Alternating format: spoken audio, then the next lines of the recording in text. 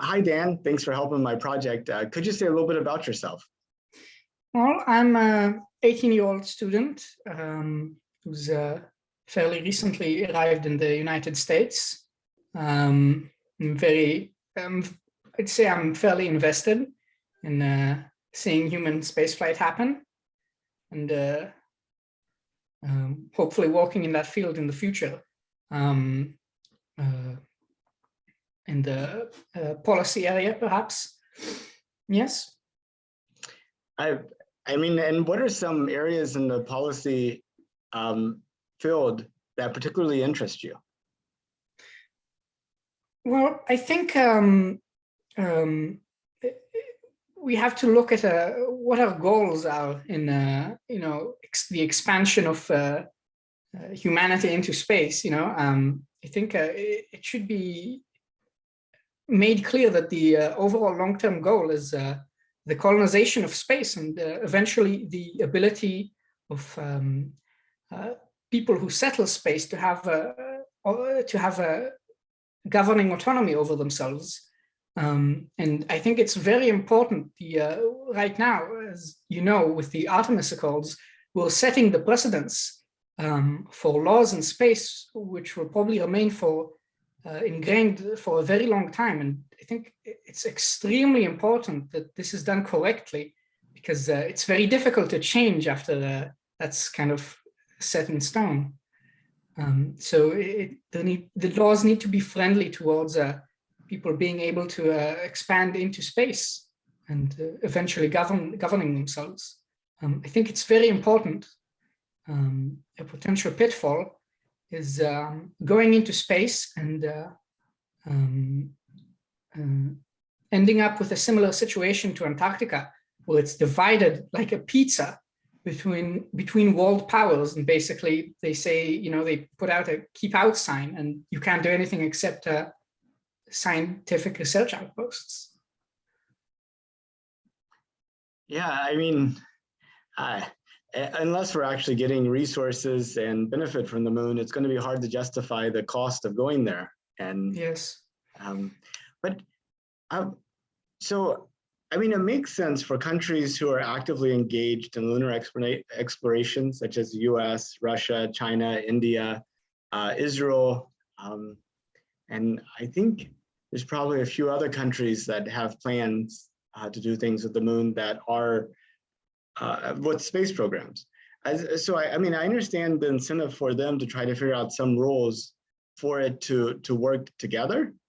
But what about the countries that don't have space programs that also don't want to give up their rights for the future? I was wondering what your thoughts were around them. Well, I think it's very important that countries who people who don't have the capability now will have the capability in the future, because certainly the capability, I believe, will increase to the point that a lot more people will be able to engage in this field. But we have to remember that space is very big, and the moon isn't as big as the rest of space. And especially the South Pole area around where there's water ice isn't even nearly as big as the moon. So the truth is, we maybe shouldn't be modeling our property rights for the entirety of the universe around a very small area in the South Pole of the moon with very limited space, because that area is limited, but the rest of space is not. So, the laws that have been constructed around at least Antarctica on Earth, the purpose of these laws is to prevent a scramble between world powers, where they'd scramble over it and potentially have some conflict over claims to over contested territory, because the area in Antarctica is it's limited. It's the South. It's kind of ironic. It's the South Pole all over again, except on the moon. Except the South Pole of the moon specifically is not an unlimited area, but that doesn't mean that the rest of space should be as well.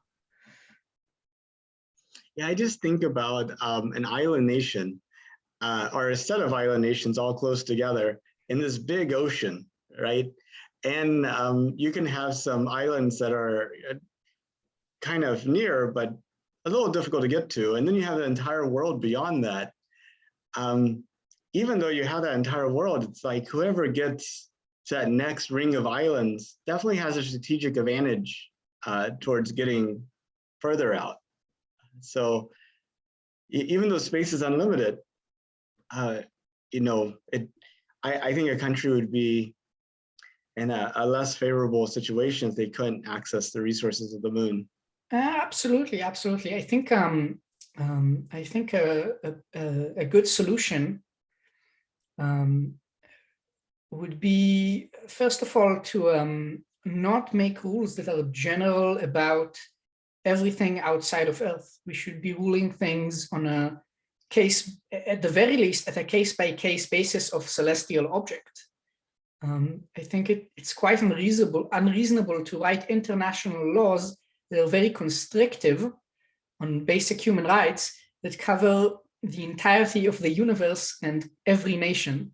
I think it is potentially unwise.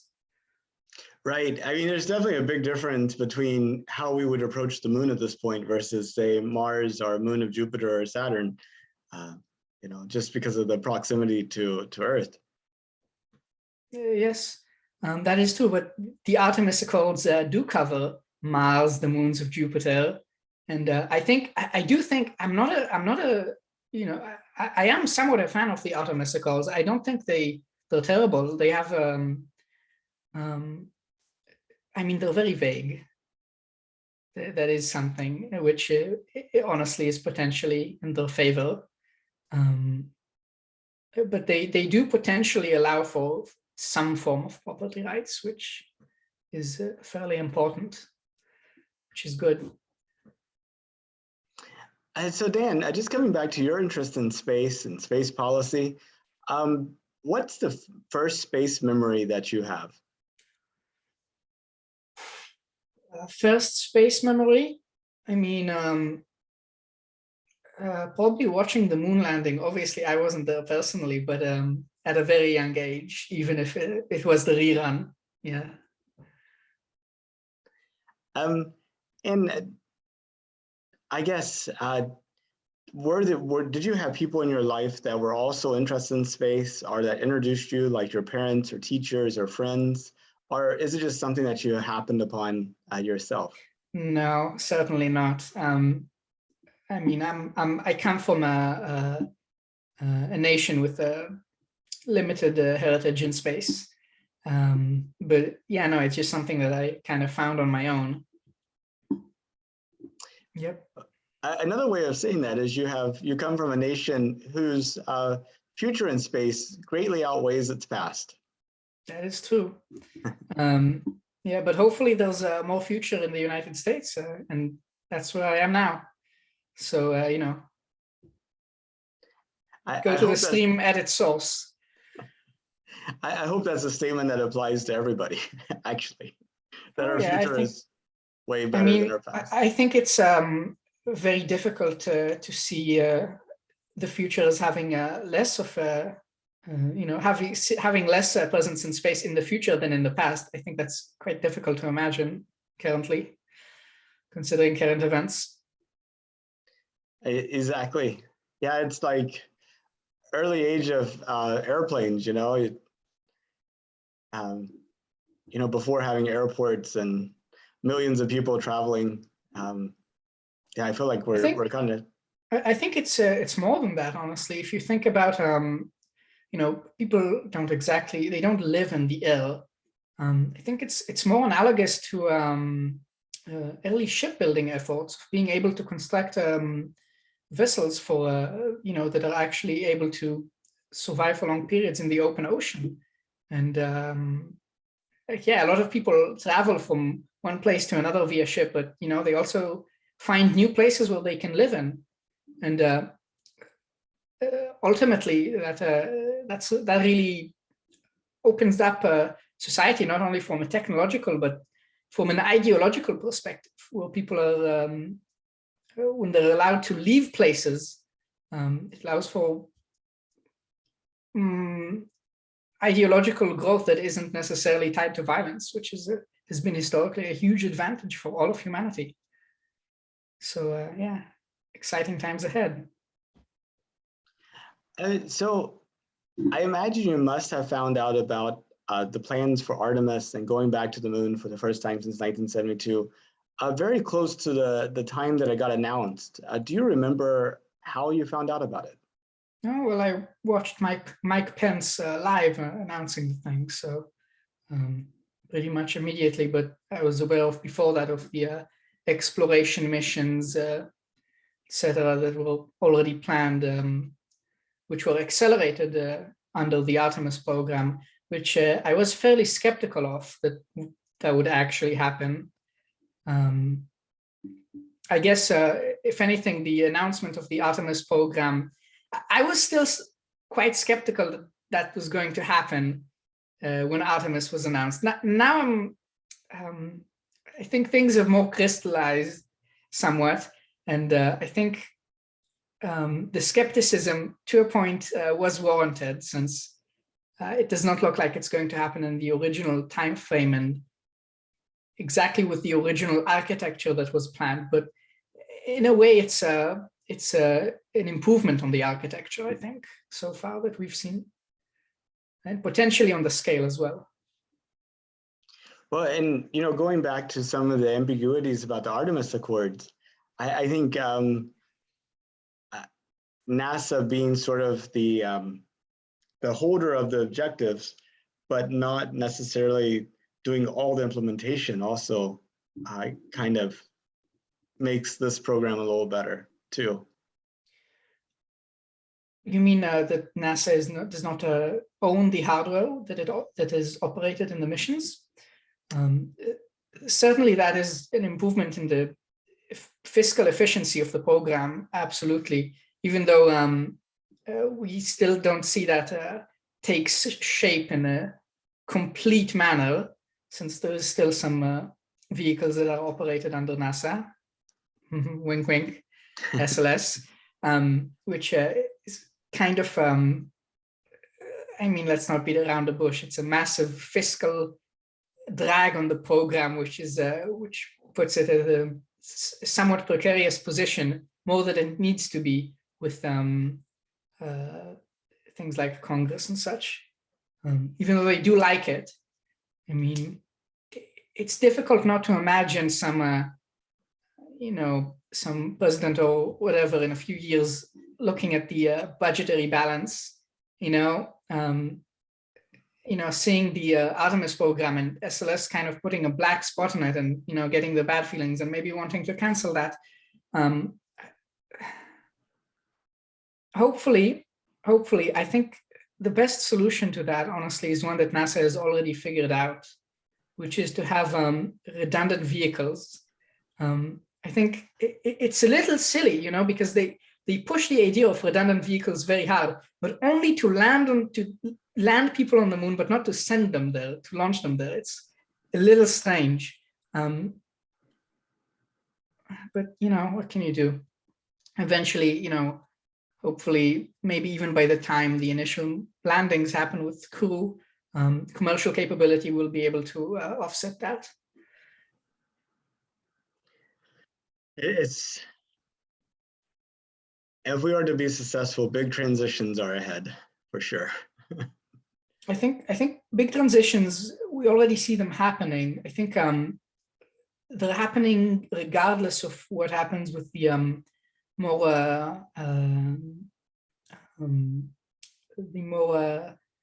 entrenched positions. Regardless of what they do, I think change is already happening. So really, I don't think that what happens or doesn't happen with SLS or government-owned architectures, I'm not sure it really will have any significant effect whether it gets cancelled or not on the short-term and long-term exploration and settlement of space. It really, whether it gets axed today or tomorrow or in 10 years or continues on for 100 years like Boeing wants, it won't really have any effect. It'll mostly just have, it's a kind of not very fun for the taxpayers. They pay about the average American pays for the Artemis program about as much as they do for streaming services, even though that doesn't really need to happen. So you were watching Mike Pence live. I believe I was too, actually. But I've been interviewing people at the coffee shops, on the street, at the mall, on the bus, on the airplane, just whoever I could find out in public. And I would say that only about 20% of them max know that we're going back to the moon, that most of them have no idea. And I was wondering if this reflects your personal observation as well, and what you think the implications of that are. Oh yeah, I think almost nobody follows the space program closely, and they just can get the general feel. And this was also true for the Apollo program, I believe. I mean, very few people followed that program close, maybe a little bit more, a higher percentage than do today, but they were mostly just able to get the general feel. And I mean, the general feel back then was just, we're going to do everything in space. We're going to have people, we're going to send people to the moon and have people on Mars in 15 years. And, today they're just mostly able to get, just get a different feel more than they get different facts. I think people have gotten used to 50 years where nothing much happens and progresses. But now that's certainly going to change. But regardless of the fact that not very many people follow the Apollo program closely, I think a lot of them did end up, they do end up seeing it when it actually happens, and that's certainly going to be exciting. I think it's quite possible that Artemis IV is going to end up breaking the amount of live viewership of a program, the record that Apollo 11 set, which has not been broken since then. I think Artemis III might break it. 650 million people watching a broadcast live. Well, definitely Artemis IV will do better than Apollo 12, I think, for sure. Since back in the 1970s, unless it was on TV, you couldn't watch it. But now with the internet, yes, it's gonna. I think it'll be a whole circus, because it's gonna crash all the platforms which will stream them on. Like NASA right now, they stream on Twitch. Like this site crashes when like 200,000 people watch a live stream. Like there's gonna be millions of viewerships, like hundreds of millions. Yeah, they're gonna have to buffer their servers or something, because otherwise they'll just crash. I hope you're right. I hope you're right. My sort of perception of it is that we could land on the moon and people may not find out about it until their children go to history class and find out. I certainly don't think that that'll be the case. Most people will, they'll know what's going on. Like even in the Apollo program, like even though the majority of people didn't necessarily follow the program closely, they end up watching it when people come down the ladder. That's very exciting, and gets a lot of attention. I mean, what's kind of cool now is our space-based assets and our capability of delivering them. I mean, we could actually land a probe at the landing site before the astronauts come and actually show them, landing and then actually getting out of the vehicle. A lot better kind of photography than what we had. Yes, well, I mean, we can do that even without, we can do that with the lander itself. We can have, sure, yeah. I mean, absolutely. I do hope that, I do expect a certain standard from the broadcast, which NASA doesn't usually fulfill. They have a slightly lower video quality than maybe is what's possible with current technology. So I do hope we'll get more of the SpaceX standard of broadcasting from the moon landings than the NASA standard, which certainly it certainly could happen. I mean, the landing vehicle is owned and operated by SpaceX, and they stream everything very well in 4K and everything. So we have high hopes. So just looking out into the future, say 200 years, where do you think humanity could get in the next 200 years in terms of space, travel, colonization, those types of things? I think, I mean, obviously, none of us can see the future, but we can affect it. And I think the future that we should be affecting to try and achieve is one where the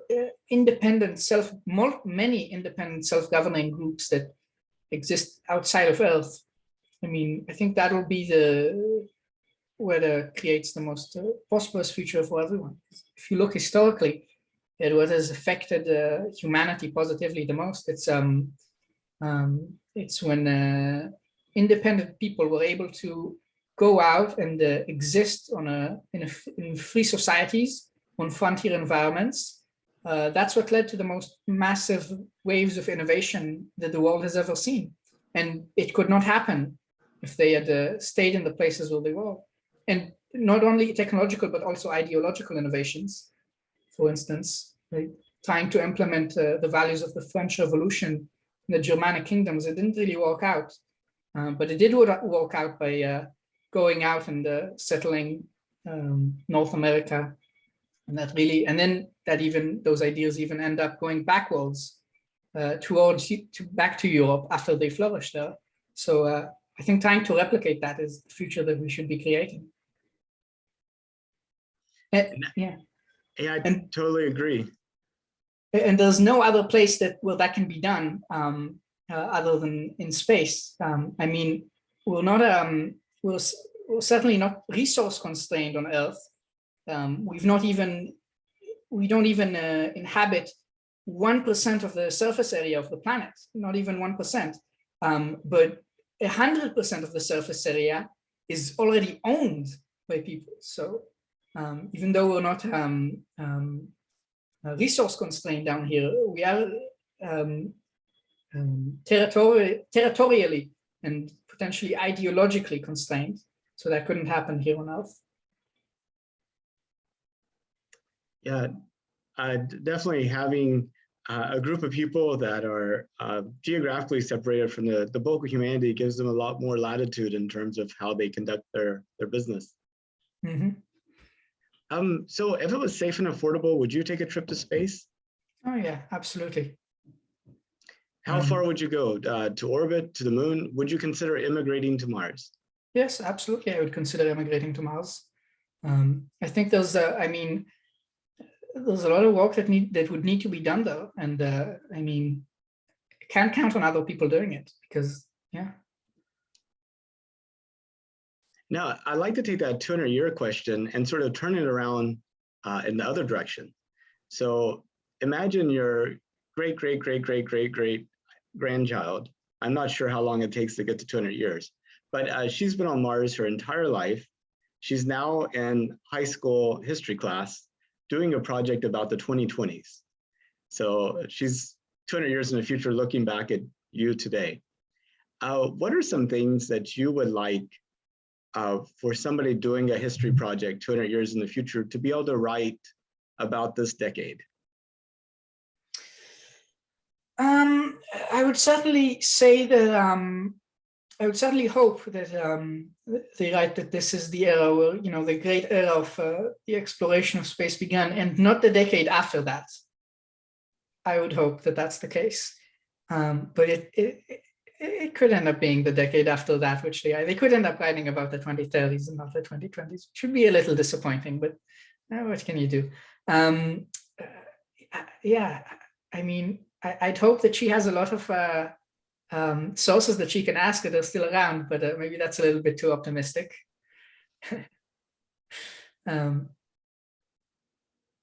Well, not impossible though. I mean, medical technology is advancing rapidly too. And so perhaps the idea of humans living several hundred years is not a crazy idea. Yeah, in Kim Stanley Robinson's, we talked about technological innovations that occur on a frontier environment in a free society. In Kim Stanley Robinson's Mars trilogy, that's one of the innovations that people on Mars invented, and then were able to source out to Earth and earn a lot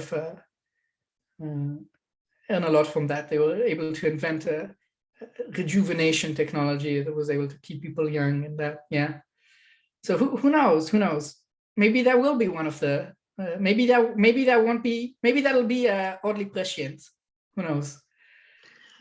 Well, and the other question that's kind of difficult to probe is, will that actually slow us down? Because so many new ideas are not accepted by the established people, and if they're able to continue on indefinitely, does it keep really truly revolutionary ideas from taking hold? Yeah, that's kind of the Elon Musk idea. Well, that's why we need that people will be able to implement their ideas by leaving and not by destroying the establishment. I think that's kind of the important aspect of it.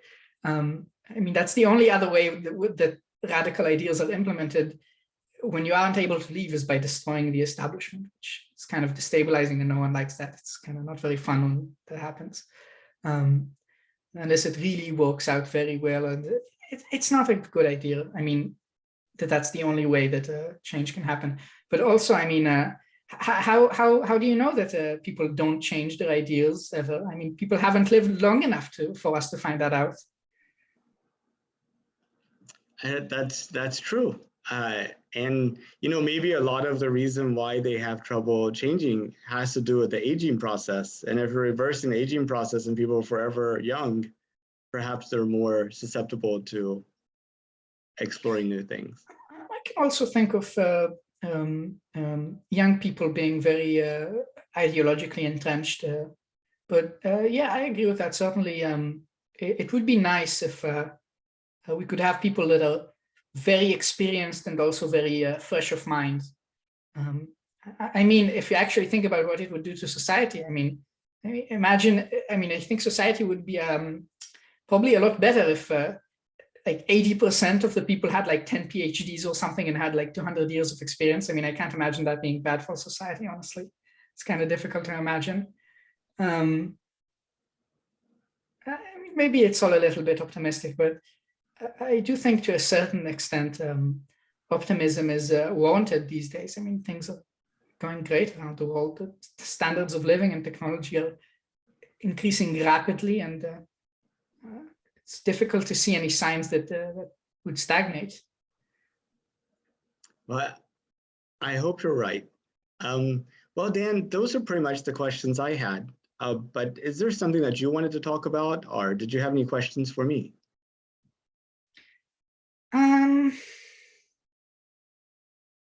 Well,